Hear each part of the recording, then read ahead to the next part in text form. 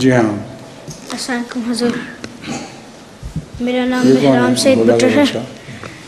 मेरे वालिद साहब का नाम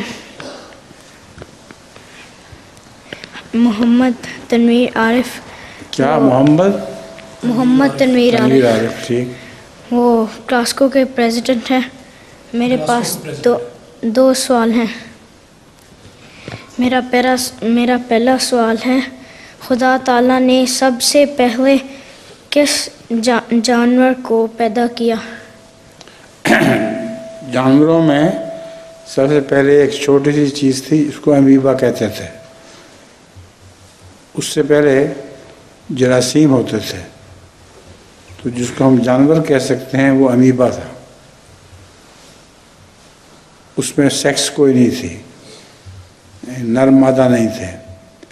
वो अकेला बीच में से बटकर दो हिस्सों में तकसीम हो जाता था। इस तरह वो बच्चे बनते थे।